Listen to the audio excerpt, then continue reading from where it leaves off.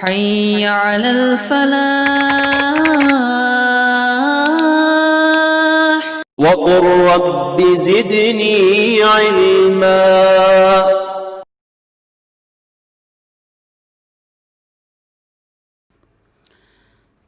الحمد لله رب العالمين والصلاة والسلام على قائد الغر المحجلين نبينا محمد وعلى آلہ وصحبہ اجمعین وبعد.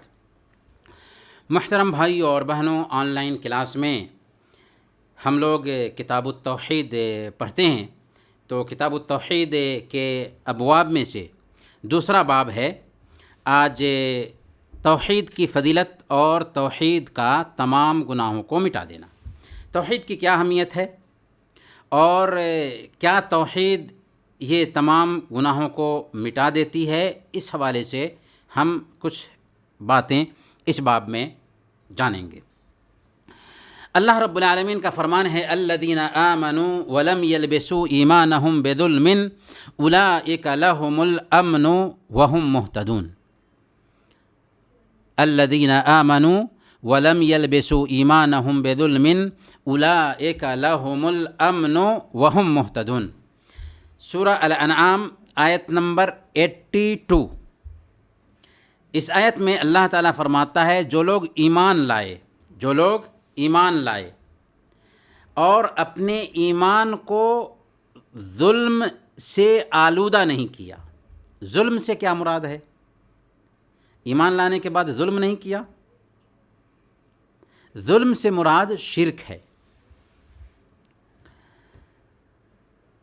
صحابہ کرام کے ذہن میں بھی اس آیت کے نزول کے بعد یہ ڈاؤٹ پیدا ہوا، یہاں تک کہ اللہ کے نبی صلی اللہ علیہ وسلم کے پاس سے بعض صحابہ نے آ کر کے پوچھا کہ یا رسول اللہ، آیت کہتی ہے کہ جو ایمان لائے اور اپنے ایمان کو ظلم سے مکس نہیں کیا، تو ہم میں سے ہر آدمی ظلم کرتا ہے اور چھوٹی بڑی چیز میں جو بھی گناہ ہے وہ سب ظلم ہی ہے.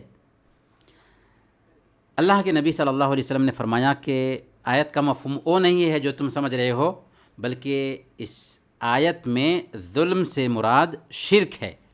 کیا تم نے لقمان علیہ السلام کا قول اپنے بیٹے کے حوالے سے نہیں سنا؟ ان الشرک لظلم عظیم، بے شک شرک سب سے بڑا ظلم ہے.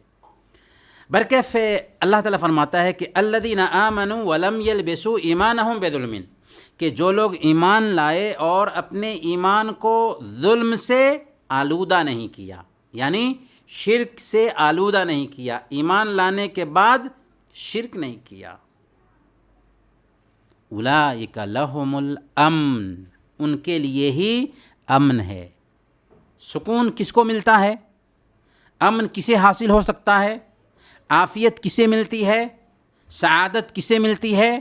ڈپریشن سے، ٹینشن سے، پریشانی سے کون دور رہتا ہے؟ جو ایمان لائے اور ایمان کے ساتھ شرک نہ کرے. ایمان والوں کو ہی سکون ملتا ہے. یہ آیت اسی کی وضاحت کرتی ہے. اولئک لہم الامن، انہی کے لیے امن ہے اور وہی راہ راست پر ہیں، وہی صحیح راستے پر ہیں. اس لیے اگر ہمیں امن چاہیے، سکون چاہیے، سعادت چاہیے، ذہن کا ٹینشن دور کرنا چاہ رہے ہیں، ڈپریشن ختم کرنا چاہتے ہیں، ایمان میں ڈپریشن کا علاج ہے. قرآن کی تلاوت میں ڈپریشن کا علاج ہے، نمازوں میں ڈپریشن کا علاج ہے. تو ایمان عجیب طریقے سے ہمیں سکون دیتا ہے. شرک سے بچاؤ ہمیں سکون دیتا ہے.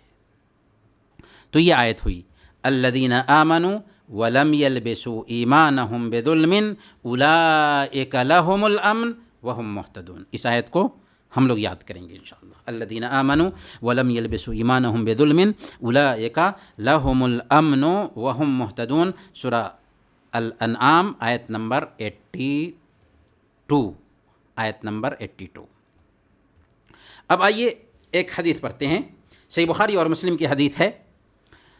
اللہ کے نبی صلی اللہ علیہ وسلم نے ارشاد فرمایا فَإِنَّ اللَّهَ حَرَّمَ عَلَى النَّارِ مَنْ قَالَ لَا إِلَهَ إِلَّا اللَّهُ يَبْتَغِي بِذَلِكَ وَجْهَ اللَّهِ. جو آدمی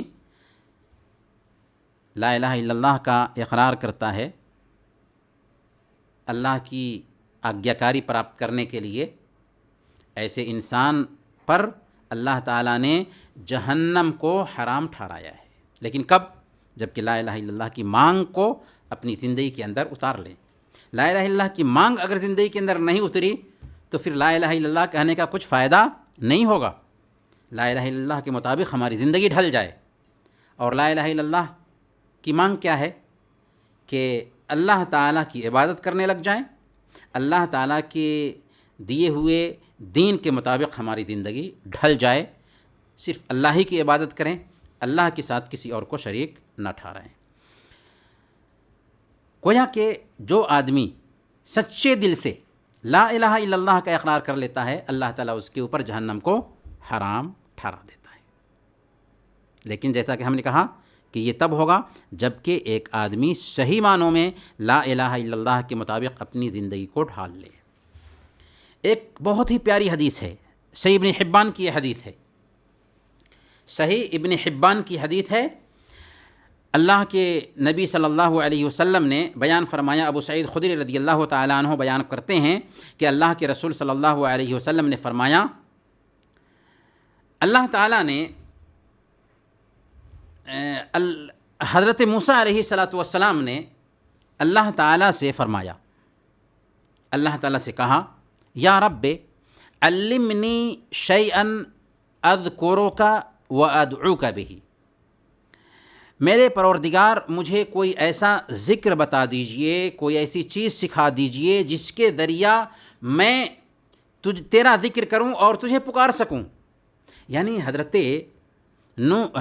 موسیٰ علیہ السلام اللہ تعالیٰ سے گزارش کرتے ہیں کہ اے اللہ مجھے کوئی ایسا ذکر بتا دیجئے جس کے ذریعہ میں تجھے یاد کروں اور تجھے پکار سکوں۔ تو اللہ تعالیٰ نے فرمایا کہ اے موسیٰ، قل یا موسیٰ لا الہ الا اللہ، موسیٰ لا الہ الا اللہ کہا کریں۔ حضرت موسیٰ علیہ السلام نے کہا، کل عبادک یقولون ھذا، لا الہ الا اللہ تو تیرے سارے بندے کہتے ہیں، تو اس میں میرے لیے امتیاز کی کیا بات ہوگی؟ اللہ تعالیٰ نے فرمایا، یا موسیٰ لو ان السماوات السبع وعامرهن غیری والارضین السبع فی کفۃ ولا الہ الا اللہ فی کفۃ مالت بہن لا الہ الا اللہ، کہ اے موسیٰ اگر یہ کلمہ ایک پلڑے میں ہو اور ساتوں آسمان اور ان کے اندر کی جو مخلوق ہے سوائے میرے، اور ساتوں زمین دوسرے پلڑے میں ہو، تو لا الہ الا اللہ کا پلڑا وزنی ہو جائے گا۔ سبحان اللہ، کتنی اہمیت ہے لا الہ الا اللہ کی۔ اس حدیث کا خلاصہ کیا ہوا؟ ایک دن حضرت موسیٰ علیہ السلام اللہ تعالیٰ سے گزارش کرتے ہیں کہ اے اللہ ہمیں کوئی ایسا ذکر بتا دے جس کے ذریعہ میں ہمیشہ تجھے یاد کروں اور تیرا ذکر کرتا رہوں، تجھے پکارتا رہوں۔ تو اللہ نے کہا کہ اے موسیٰ لا الہ الا اللہ کہا کرو۔ تو حضرت موسیٰ علیہ السلام کو اندازہ ہوا کہ لا الہ الا اللہ تو تیرے سارے بندے کہتے ہیں، میرے لیے اس میں امتیازی چیز کیا ہے؟ تو اللہ تعالیٰ نے فرمایا کہ اے موسیٰ تم لا الہ الا اللہ کو معمولی مت سمجھو، اگر ساتوں آسمان اور ان کے اندر جو مخلوق ہے میرے علاوہ، اور ساتوں زمینیں ترازو کے ایک پلڑے میں رکھ دی جائیں اور لا الہ الا اللہ کو دوسرے پلڑے میں رکھ دیا جائے، تو لا الہ الا اللہ کا پلڑا جو ہے نا وزنی ہو جائے گا، بھاری پڑ جائے گا۔ اس سے لا الہ الا اللہ کی اہمیت سمجھ میں آتی ہے، اس سے لا الہ الا اللہ کا مقام اور مرتبہ سمجھ میں آتا ہے۔ اسی طریقے سے سنن ترمذی کی روایت ہے، سنن ترمذی کی روایت ہے، حضرت انس رضی اللہ تعالیٰ عنہ بیان فرماتے ہیں کہ میں نے اللہ کے نبی صلی اللہ علیہ وسلم کو فرماتے ہوئے سنا کہ اللہ رب العالمین ارشاد فرماتا ہے، اللہ رب العالمین ارشاد فرماتا ہے، یعنی یہ حدیث قدسی ہے۔ حدیث قدسی کسے کہتے ہیں؟ حدیث قدسی وہ حدیث ہے جسے اللہ کے نبی صلی اللہ علیہ وسلم اللہ تعالیٰ کی طرف نسبت کر کے بیان کریں۔ ایک ہے قرآن کی آیت، تو قرآن کی آیتیں جو ہیں نا یہ اللہ کی بات ہیں، البتہ وہ معجزہ کے طور پر ہیں، اور حدیث قدسی بھی اللہ کی بات ہوتی ہے لیکن اس میں معجزہ نہیں ہوتا، اللہ کی بات ہوتی ہے اور اللہ کے نبی صلی اللہ علیہ وسلم اللہ کی طرف نسبت کر کے اس کو بیان کرتے ہیں۔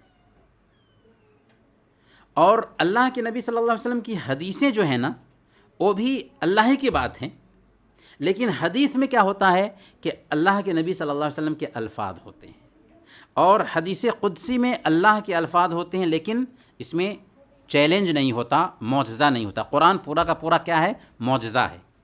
حدیث قدسی اللہ کی بات ہے لیکن یہ معجزہ کے طور پر نہیں ہے، اور حدیث یہ بھی اللہ ہی کی بات ہے لیکن اس کے الفاظ اللہ کے نبی صلی اللہ علیہ وسلم کے ہوتے ہیں، کیونکہ اللہ کے نبی صلی اللہ علیہ وسلم کوئی بھی بات اپنی طرف سے نہیں بولتے تھے۔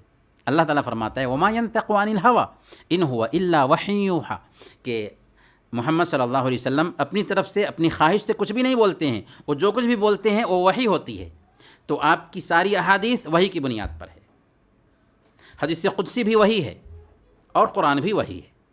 فرق کیا ہے؟ قرآن معجزہ ہے، حدیث قدسی معجزہ نہیں لیکن اس کے الفاظ اللہ کی طرف سے ہوتے ہیں، اور حدیث کا جو لفظ ہوتا ہے وہ اللہ کے نبی صلی اللہ علیہ وسلم کا ہوتا ہے، لیکن وہ حدیث بھی، اس کا میسیج اور پیغام بھی اللہ کی طرف سے ہی ہوتا ہے۔ برکیف تو حدیث قدسی ہے۔